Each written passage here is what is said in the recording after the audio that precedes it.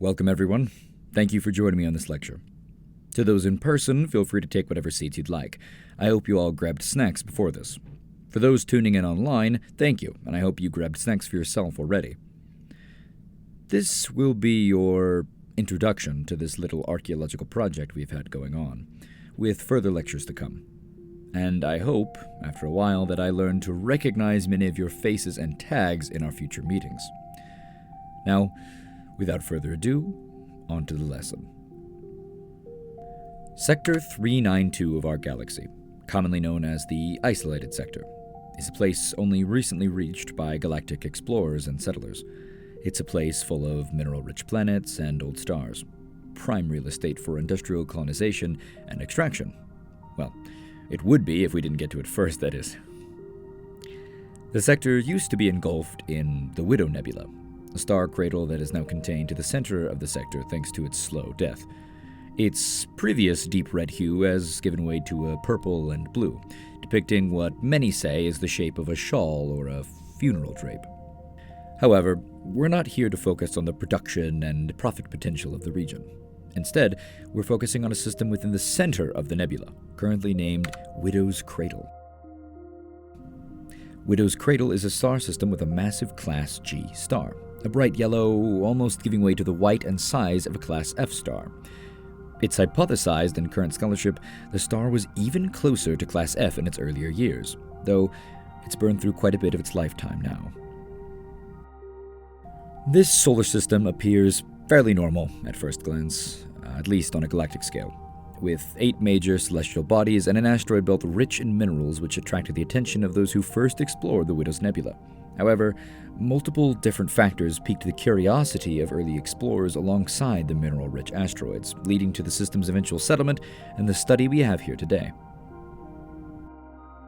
Past the Oort cloud of Widow's Cradle lies 2 small terrestrial bodies circling one another, affected by a strange phenomenon similar to that of binary stars.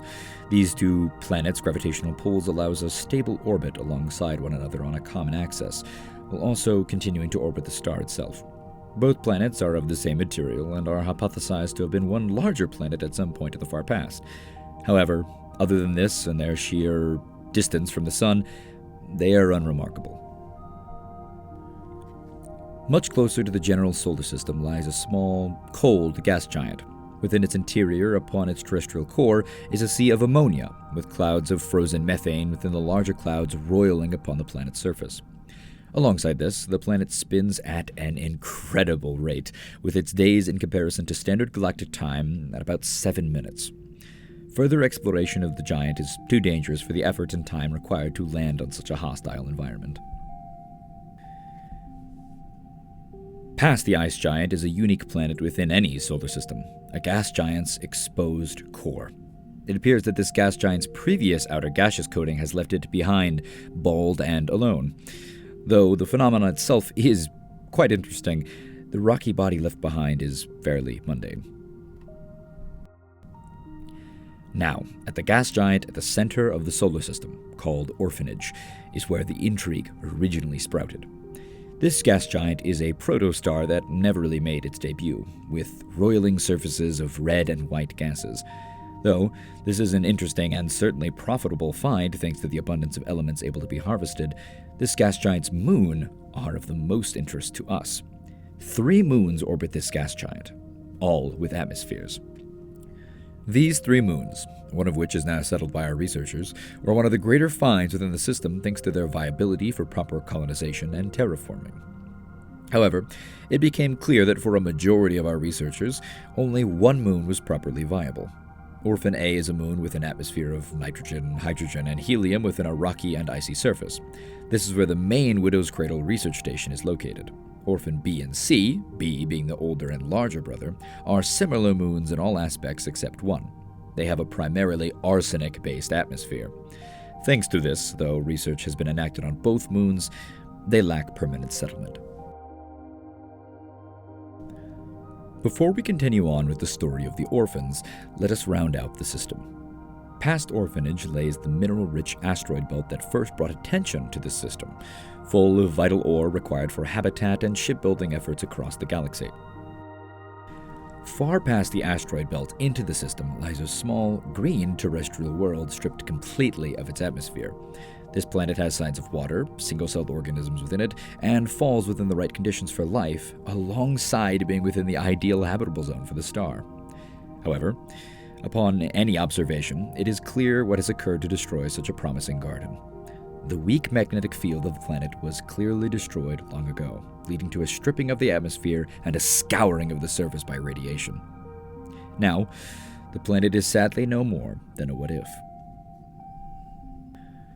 From the small green planet is another large gap in the solar system, leading to a truly huge terrestrial body.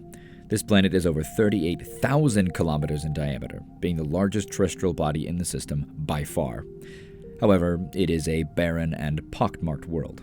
It also has 33 small moons, all with unique orbits swirling around this planet in a cacophony, making it more difficult than usual to land and conduct any study. Some distance away, and the second closest celestial body to the stars, lies another barren planet about 14,000 kilometers in diameter at its equator. It also happens to have 2 moons. One moon, the larger one, is tidally locked with a bluish-green tint. The smaller of the moons is in free orbit, with an orange tint upon it. Finally, we arrive at the planet closest to the Sun, a fiery rock of perpetual heat and melt. Its atmosphere is primarily neon, providing the bright red glow that we're all accustomed to. And the planet has a rocky ring surrounding it that melts and reforms within its orbit. This planet is surprisingly close to the previous barren planet, and yet they influence each other's orbits little. Now, with the entirety of the system outlined, we can focus back towards the story of Moon Orphan A. In early settlement of Orphan A, a location highlighted as prime real estate for construction of habitation facilities was explored by a few members of the initial settlement team. Though these people were not archaeologists, they understood immediately what they would find at the location. Buried and withered metal frames, remnants of primitive technology, and most alarmingly, or interestingly in our case, bones. This moon had apparently held alien life.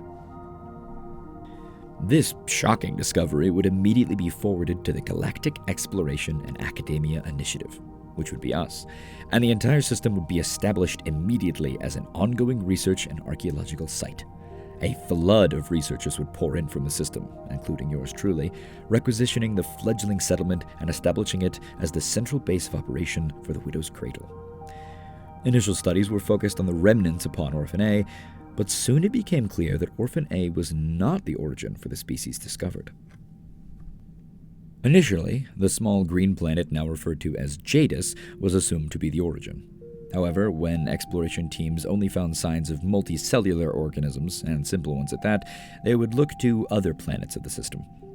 Soon, they would discover that the second planet from the Sun, an assumed completely barren world, was the origin. This is the planet you are all here to learn about. Galactic Alien Archaeological Site 3649. Designation Widow's Bride. Widow's Bride has an axial tilt of 22.3 degrees and a rotation around the system star of approximately 370 galactic days. Its atmosphere is of a Terran composition, however with an unusually high oxygen percentage, leading to the prevalence of what we can only assume to be megafauna. This atmosphere is still largely retained, though with a large amount of carbon dioxide also joining the composition.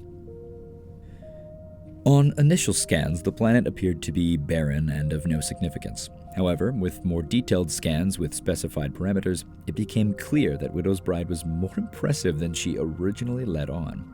Vast ruins litter the planet's surface, from the dried-up oceans to the tallest withered peaks, alongside underground aquifers existing, which still held some form of complex life. The planet's core is even still alive, although clearly actively cooling.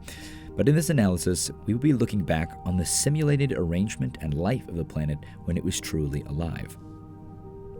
Specifically, we'll be looking at a region where our scientists have been currently focusing their studies on, which is currently, and rather cleverly may I add, referred to as Site 1.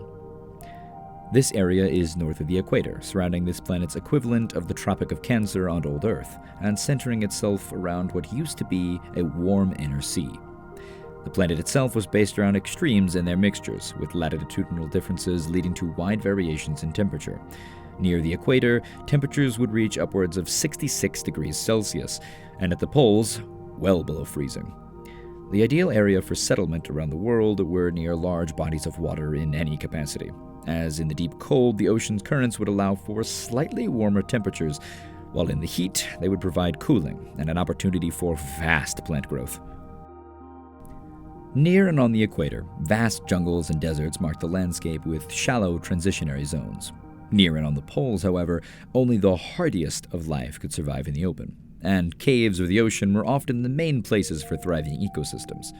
Site 1 was specifically chosen thanks to its variety and biome, and the sheer amount of accessible ruins which remained intact within the region.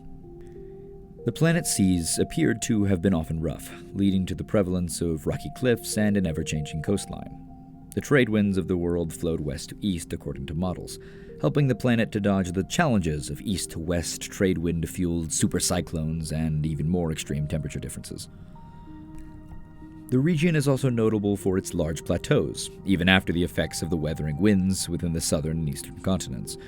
A volcano also sits within an island sea to the southwest, still active all these years later, though clearly much diminished. These landmarks, alongside a massive mountain range on the east side of the world weathered away by time, characterize a young, active, and tall world in the times of those who lived upon its surface. The now barren world of Widow's Bride holds a secret history that is actively still being uncovered day by day. Our scientists and mages work tirelessly upon its surface within ruins, caves, and ancient temples to discover this secret history. And we hope to see more of you join us in the future on the Stake of a Lifetime. Thank you, and class dismissed.